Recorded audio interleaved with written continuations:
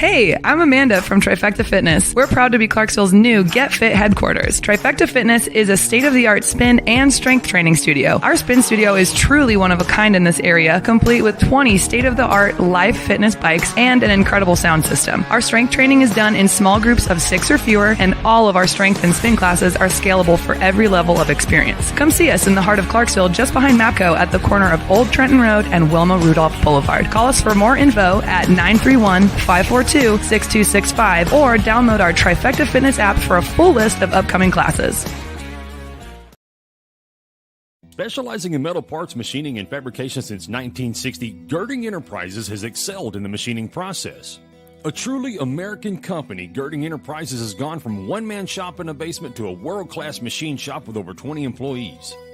We strive to uphold the highest level of quality while constantly improving our efficiency level in order to offer the most affordable prices to our customers. Visit us online at girdingent.com or give us a call at 636-274-9802. All right. Welcome back. MisFitNation. We are a show founded by a veteran and hosted by 2 veterans and a military spouse. Our mission is to get people to tell their story to the world. If you're an author, share your tips with MisFitNation. If you're a musician or actor, our audience needs to know how they too can get into the business. Coaches, we love our coaches. Come on and share some of your tips with the MisFitNation to help them become better versions of themselves. If you're a corporate leader or an entrepreneur, come on and share how you did it and how hard you have fought for success. If you're a veteran, first responder, or Gold Star family, we would love to have you come on and just share your story with the MisFitNation. We always have time for you. If you're feeling down, alone, or starting to see the darkness, stop. Think about those who are around you. You are not alone. You will be missed. If you feel like your problems will be a burden to those in your inner circle or are embarrassed, dial 988. If you are a veteran, take option 1. We need you to keep pushing forward. Don't make a permanent solution to a temporary problem. If you're a new listener, welcome to the MisFitNation. Be sure to subscribe to our show on your favorite podcast apps and also on our YouTube channel at @_MisFitNation. Subscribe and click the bell to keep you up to date with our latest episodes and all of our news. You can also find us on Heroes Media Group and About Face Radio. Now, let's get to the show.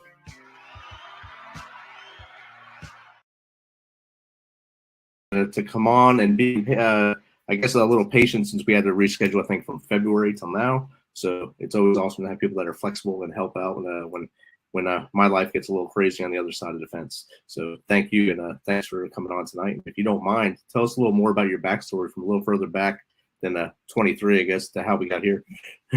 Yeah, absolutely. So I grew up in Maryland. I grew up right outside of Annapolis, Maryland. Pretty typical childhood. I played lots of sports, went to school, did well in school, graduated, and went on to college. I went to University of Virginia in Charlottesville and studied biology. I've always been really fascinated with how the body works. And through college, I did sports as well. I was on the club swimming team and snowboarding team, competed left number 5 in the nation, which is kind of wild for our snowboarding team because we're in the Eastern Conference and we had to compete nationally against teams out of the West Coast. But had a blast. I always thought and intended to go back to graduate school, but I took a little bit of a break after I graduated, and I did Teach for America, which kind of saying that it wasn't really a break. Teach for America was really intense. They take you and put you in a low-income area somewhere, either rural or urban, across the U.S. And I was fortunate. I got put in Denver, Colorado, which was like Mecca for me as a snowboarder because I got to snowboard on the weekend. and I taught 6th grade math. So that's what I was doing. And literally 2 weeks after my second year, which was what I was committed to do, I was hit by a drunk driver and sustained a brain injury, and life went in a very different direction. Well, I bet it did. And I'm glad that you were able to fight through it, as your profile says you were a fighter and you fought through it. You said, okay, challenge accepted when the medical staff said you can't do anything more. I did the same thing when I got wounded in Afghanistan. They told me I'd never run again. My first goal was to run a marathon. And that's what I did less than a year after I was wounded. So you have the same fight and resilience in you that I think many of our listeners do as well. And of course, it's a traumatic event, and a lot of our listeners are dealing with PTSD or whatever trauma that they want to label it now. So how did you grow with your post-traumatic growth? Yeah, it's interesting. I think we should all label it post-traumatic growth from now on, and just talk to everyone about the power that can come through tragedy. And it's interesting. I really truly believe now the challenges that we go through, I think we all understand the concept of going to the gym, working out, and breaking down our muscle, right? We know that it's going to rebuild stronger. And I think at some point, someone forgot to tell us in life that the obstacles, the intensities, the challenges are meant to be there because they break us down mentally, emotionally, and spiritually. Why? So that we build back up stronger. And I'm not sure why this isn't taught, understood, and so many people, when hard things happen, they get into a victim mentality. This shouldn't have happened to me. I didn't deserve this. Why me? And as right as that might be, I mean, you could look at my situation and say, okay, I was hit by a drunk driver at 7 o'clock in the morning. I was doing nothing wrong. He shouldn't have been behind the wheel. Yeah, it shouldn't have happened. No, I didn't deserve that. But it doesn't change anything. And, I spent probably my first year, honestly, Rich, in that space, just oscillating. And it was causing me severe depression. I was having panic attacks. I had a lot of PTSD around driving. And when my doctors told me this was my new normal and there was nothing more I could do and I needed to just adjust to it, that's when I got this punch in the gut that was like, no way. No way, I'm getting better. This is going to resolve itself and I'm going to find an answer. And in the meantime, I need to master this mental and emotional stuff because, I was not wanting to be on this earth. If you were waking up daily with the physical ailments I had, I couldn't handle light. I couldn't handle noise. So we had blackout fabric. We're talking natural light was overwhelming for me. So, wow. And severe migraines, everything was overstimulating. And so I couldn't do anything. I was basically alone by myself, and it's a hard place to be. And you got a lot of time to reflect and ask for the questions. And I really think, honestly, that's why I went through that. And I believe why other people, if you take it on a bigger perspective, everything flows in life. We have night and we have day. We have positive and negative. We have love and hate. There's polarity in this life. And I think a lot of times we tend to choose towards the positive things and we want everything to be wonderful. And we don't know how to deal with the dark times. We don't know how to deal with those challenging things. And I want to shed light on the fact that no, it's those challenging times that you do the inner work, that you realize your resiliency, you realize the strengths you have within you. You start to question things. You start to look at life differently. You start to identify with, things beyond you. I think spiritually, I woke up in a big way. And that's something I don't think we talk about enough. And I think good meaning people will say to somebody going through a challenging time, I'm so sorry, and you don't deserve this. And I had a lot of people in my world saying that to me, and I knew they meant well, but it wasn't helpful.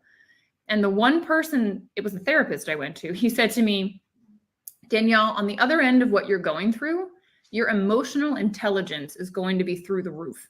And he said, you're not going to get some degree. You're not going to get some piece of paper that, says you have this. He said, it's going to make you a better human being. It's going to make you a better mother if you want to be a mother. It's going to make you a better partner, a better daughter. And he said, that's what's coming on the other end of this. And just stay with it. And I held on to that, right? Because the world looks so different to me. But that was hope of okay, at the other end, there is something, that's going to be beneficial going through all this. And it's like you said, you don't get a degree, but you really have one when you go through the whole, I guess, rigmarole, the whole roller coaster of emotions, the whole time to get to that end point, and know that you now have this awesome emotional intelligence where you can see things in a different light than other people, and they may not understand it. They may think, oh, she's crazy, whatever. But because she can see things with clarity, but they don't know everything that you went through to get to that point. And I think that's Exactly. the thankful part for you at that point. Oh, absolutely. It's perspective. I think Right. I have this behind me. You can see it's a yin yang, Yeah. and I've got a Right. tree growing out of it, and part is dark and part is open. And it's because it's a constant reminder that's the whole picture is that things will always flow. Things will go dark, they will go light. And in each time, it makes you appreciate the other. And it also, there's certain seasons for certain things. And sometimes you have to go inward and you need to work on yourself. And during that time, I actually had the opportunity to really learn my mind, realize what was triggering me, and stop putting the blame on other people and realizing, no, I've got just like some stuff from my past that's lingering, that's causing me to show up and react right now in unhelpful ways. And it was a willingness to look at those things and the time to do it. And I think a lot of times we shy away from painful things. We shy away from hard feelings. Interestingly, I study a lot of yogic philosophy. I don't know why, it just it landed in my world as I was kind of going through my healing. And I love the way the yogis put things. And they say they use this example of a tube. They say that the human experience, us, we're just like a vessel for experiences and emotions to flow through. And usually they're pleasant and everything rides. But occasionally something intense happens, maybe a trauma like you went through or what I went through or the loss of a loved one. And we block the flow because we say, this is way too much. If this comes through, it will overtake me.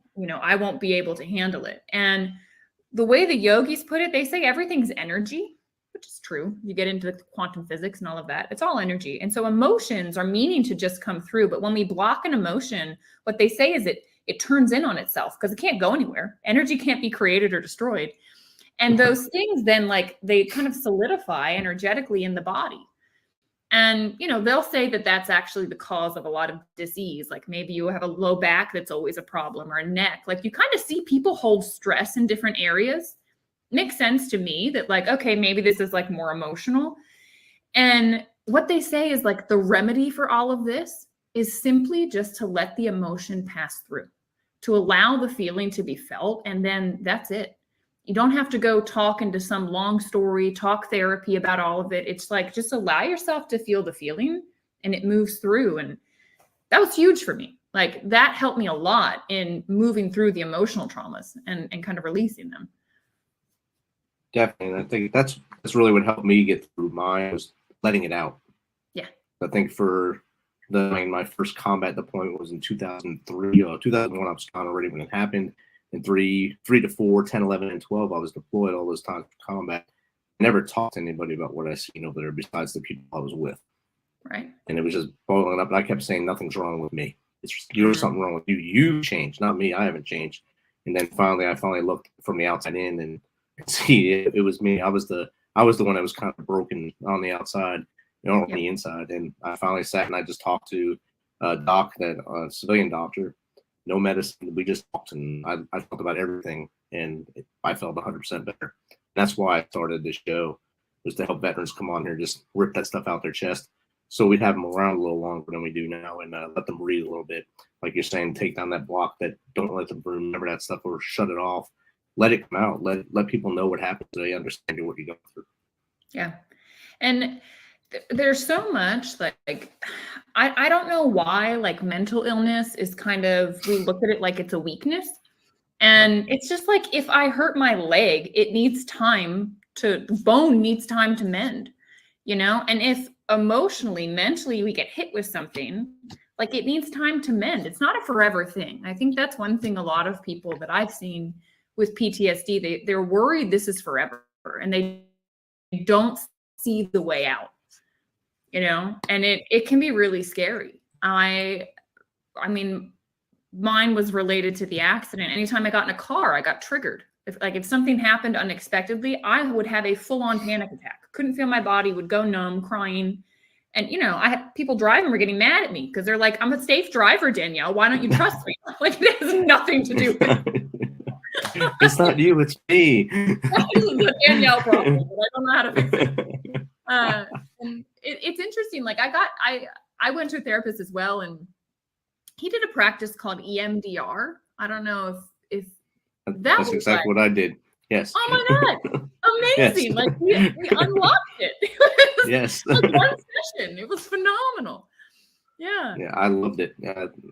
I went to 2 other people before him, and one I just walked out of. I said, you're not doing anything for me. I'll see you later.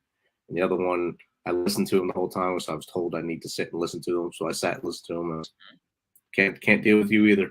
I landed on him. This dude's the dude right here. So. Yeah, I had a similar. I had a woman I went to, and it was like, no, I didn't resonate. We were just not clicking. And then I went to, it was a man also, like an older man. And he said he mostly worked with men. And I was like, I don't know, but I like you. and he said, okay, like I'll take you on. And I think that rapport is so key, because you have to feel safe. If you're going to allow emotions to come out, if you're going to talk about difficult times, the stuff that you blocked previously, like it's got to be in a space where you feel safe. And a lot of people, I think, don't want to admit it or talk to the people around them because they feel like a burden. They feel like it's too much. They feel like they wouldn't get it. But there are professionals for everything. I mean, I was blown away at his capacity to just hold space for me to be there. And he was just looking out for me. He didn't care about my story and all the blah, blah in my own head. He's just like was present there with me. And that's wonderful. It's absolutely wonderful. And in time, I don't know about you, but I felt like that got me to a place, but it was a practice. It's called yoga therapy. It's not very well known. I'm now certified in it, but it's amazing. Like the therapist you lay down and they just help you kind of get more connected with tension, density in the body, again, because from the yogic perspective, that's blocked emotion. And they just teach you how to be with it and let it move. And it's amazing. The energy, like these feelings kind of move up and out of the system and release a lot. And I was holding a lot still in my body, which I think in time, causes issues. But I've been wanting to just clear everything, from my system. And I've been blown away at what's out there. Once you start asking, you get connected. You know what I mean? It's like you can't steer a parked car. So you got to start getting into motion, right? You went to a therapist you didn't like. I went to one I didn't like, but it was like, all right, at least we know that. Let's keep looking. Check that off. I tried that one, no good. Let me try this one. And I tell people all the time, it's not one size fits all in therapy.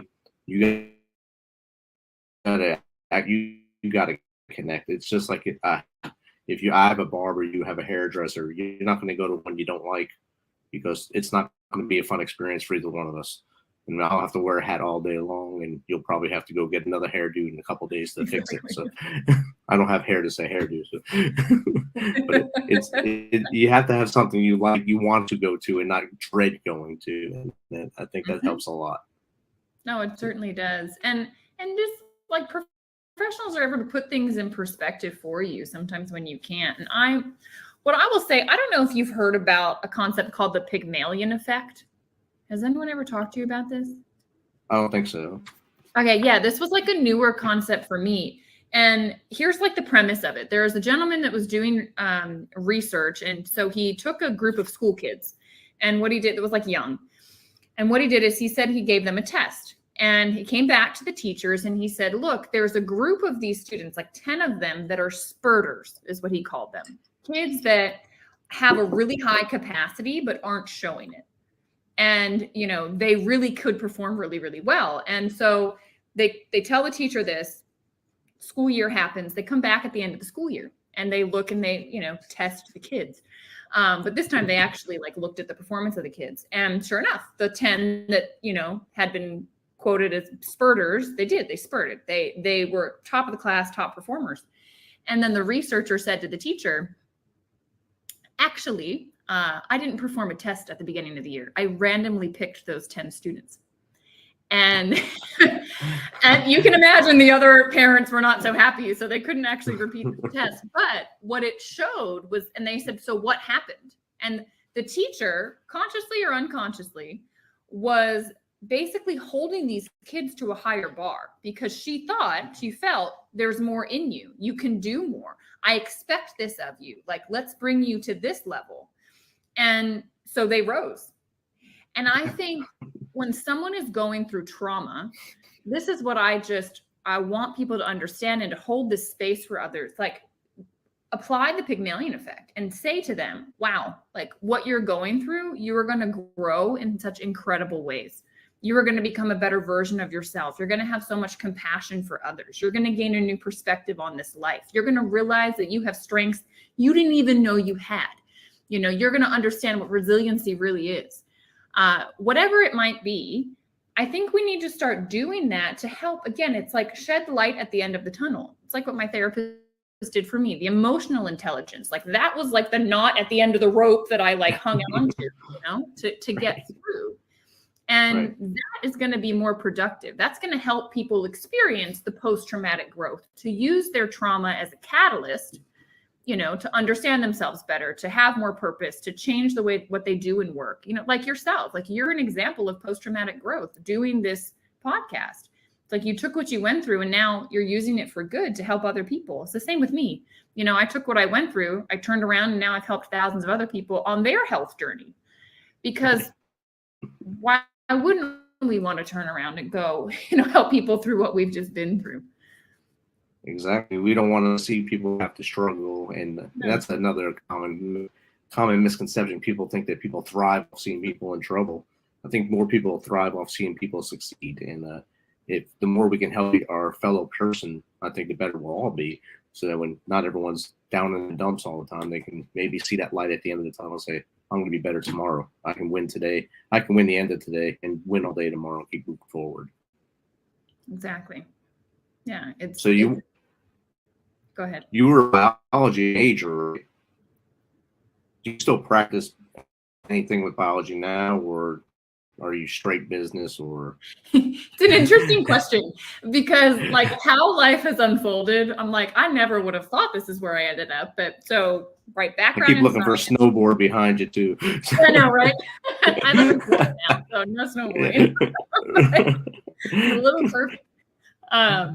So it's interesting. When I was getting better from my accident, I was searching and looking for options, right? Medical community told me there's nothing you can do. And I found the answer. There was a biotech company that was just kind of coming out with this technology called redox signaling, REDOX. Stands for reductants and oxidants. And they're these little signaling molecules that the cells use to communicate. When you have damage, they're the alert that goes out, right? And you make a lot when you're young, you make less as you get older. And if you have something like I did, a lot of trauma, it's kind of like there's one bar of service going out. Like there's just not enough signal for the body to come and repair. So this company, they figured out how to stabilize these molecules so you could replenish your system supply, like completely native, no toxicity, that kind of thing. So I started using that. Very resistant at first. The biologist in me got in the way for about 6 months because I'm like, show me the research, blah, blah, blah. And eventually they were like, Danielle, this stuff cannot hurt you. Like it might help you. Why don't you just try it? Sure. Yeah, right. And I'm like, oh, you got a point. Anyway, as I'm using this stuff, Rich, that pounding that had been relentless in my head for 2 years finally stopped. I started to be able to concentrate again. I had energy again. This is stuff that like my cognitive therapist, I was seeing her weekly. She said, I've worked with brain trauma for 30 years. I've never seen a rapid recovery 2 years out from the initial trauma. She said, it just doesn't happen. You know, what the hell is this stuff that you started drinking? And that question actually prompted me to really research it, like do due diligence on it to really understand what it was and how it worked. And after that, I just like light bulbs were going off in my head of like, okay, here I am. I've got a background in biology, so I understand the science. I taught for 2 years, so I understand how to connect and teach people. And now I've been through a very severe health issue, told it was chronic, come out on the other side without it, like because of this technology. And I thought, I am meant to educate people about this technology and help other people with their health. And so that's how I'm using my biology degree, which is like wild. I never would have thought. But honestly, it's been, 8 years that I've been educating people about this. I've helped people around the globe. I mean, it's been like humbling beyond anything I could have imagined. It helped thousands to like there's not a health challenge I haven't seen it touch in some way. And it's like, I get paid in goosebumps, like on a daily basis, getting messages like, thank you so much, Danielle. This is happening. That's happening. Like, it's just really amazing to see the ripple effect. Like, you must get that too. Like with this show, hearing somebody that it resonates, they say, thank you for the episode. It's like, that's why we do what we do. And Right. yeah, I never would have thought I would be doing this, but here I am. That's awesome. And you're still able to use everything you learned along the way, both from schooling and through your trauma, to make all this work out well. And like you said, on this, if we like to say reach one, teach one person that resonates to what me and you were talking about right now, we just help them and their day is going to be better tomorrow. And that's a victory for all of us. Yeah, it is. And that's the ripple effect. I mean, and you never know the impact of one person than what they have on the other. And Right. the one that they have, like, you'll literally never know. Like, I'll never know the number of lives I've touched, and I don't need to know. I just know that I'm living with purpose and on purpose, and it's reaching the ears it's meant to. And yeah, I had somebody say to me, like they said to me, Danielle, you're an example of post-traumatic growth. And that's when I really started studying that topic, because I said, what do you mean? They said, well, you took what you went through and now you've helped so many others in their journey.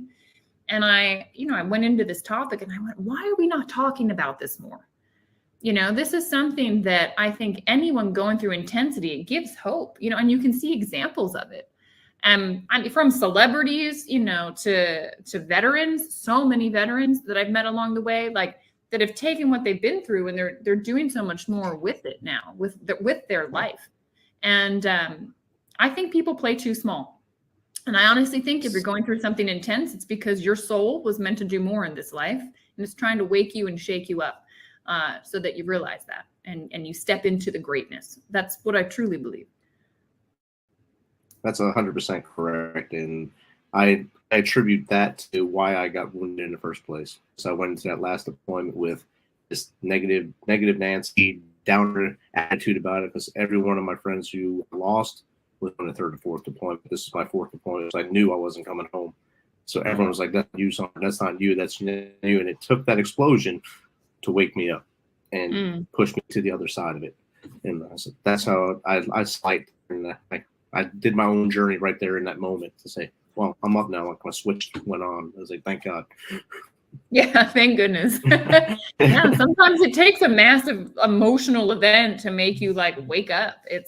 It's wild what our mind can do, and our thought processes and our emotions. Like, it can just take hold of us and pull us all over the place. But if you can create space and you can start to insert new ideas or go, wait a second, that's not me, like your family was trying to and your friends were trying to, when you can realize that and just realize, no, this is just emotion that's passing through. This is just a thought that's passing through. It's not me. That's when you can really start to impact yourself, and you can really change the dialogue that's going on up here. And I don't know, I've used meditation to help with that a lot, because it's literally designed to help you get out of your thoughts so that you can be in this space, like almost like a witness to your life, and not so engaged with it, which then helps you kind of shift and change how you're interacting with life. And that was one thing I found on my journey of healing that made such an impact. Exactly. And you're also an author, right? Yeah, I wrote an ebook. So tell us about your book. Yeah, so it's an ebook. It was my first step towards publishing, but it's called Mind Control. It's all in your head. And it's about what we were just talking about, which is how to master the crazy thoughts that we have, and what you can put in place to do that and start to recognize things and not be triggered by the world, but take kind of ownership and start working through those things. So that's a free gift to anybody. It's kind of just an intro into some of the things I did and things that I found helpful that hopefully can help somebody on their path too. Awesome. And Danielle, you gave a lot of tips and tricks tonight about your journey. How does someone get in contact with you, maybe have you on their show, or just to learn more about your journey and learn how they can help themselves through what you've done? Yeah, I would love to connect with anybody that this resonates with, or if there's a show out there, happy to come on always. I would say Instagram is probably the best way. You can just direct message me there, just my name, Danielle Matthews, with an underscore on either side. because apparently there's other Danielle Matthewses out there. But No way. yeah, I know they got to handle before me. But that's the best way. And my website, brainbodyself.com. You can learn more about all the things I talked about today. But I talk a lot about post-traumatic growth on my channel. And so if you just need like a little reminder, I just shed light on there. It's like a beacon of hope. Anything that I post up there is meant to just help people that, are in the position I used to be in. So I would love if it can, help any of you in any way. Awesome. And before I let you go, could you give 3 tips to anyone that's going through the same process you were to get out of it? Yeah, wow. 3 tips. Number 1, I would realize that you are more than your thoughts. So do not think that your thoughts are you. If I could give you an example, it's like the sky. There is sunshine behind the cloud. Okay, that it is always there. And even though it might seem cloudy and overwhelming, it will pass. So first of all, realize you are not your thoughts. So don't let them run your life. The second thing I would say is get support. There's so much support out there, whatever it looks like. I do guided meditations. I have free ones on my website. Like, do something in the moment, and then also get yourself around people. Like, I found a support group that was really helpful. Other brain injured people. That I would say is amazing. And then the third thing I would say is keep perspective, right? Remember this yin yang. Everything cycles. Darkness turns to light eventually. They always say it's darkest before the dawn as well. And sometimes you just have to go through the tough thing to get out on the other side. And don't forget, keep the perspective that it will flow. And if life is going good right now, also remember, it's going to flow back the other way, right? It works both ways. So don't be alarmed when it does. It's normal. And it's all about your learning journey, right? You're just learning in this life, and don't take it so seriously. Just ask, what is this challenge making possible? What could I learn from this? And I honestly, that's what's going to help you cycle out onto the next phase. Outstanding. Thank you, Danielle. And thank you again for taking some of your time to hang out with the Misfit Nation tonight. Yeah, I'm happy to be here. Thanks for having me on. No problem. Have a good night. Yeah, you too.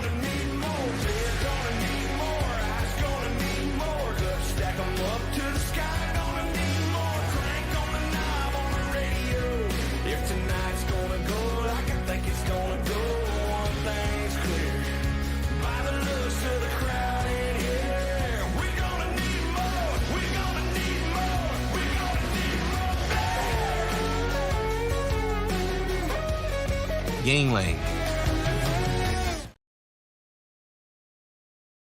Thanks for checking us out and being a part of the Misfit Nation. Don't forget to visit our website at themisfitnation.com. That's themisfitnation.com to catch up on all of our episodes and also to get some of that great Misfit Nation gear. As always, be humble, stay hungry, and keep hustling, because we are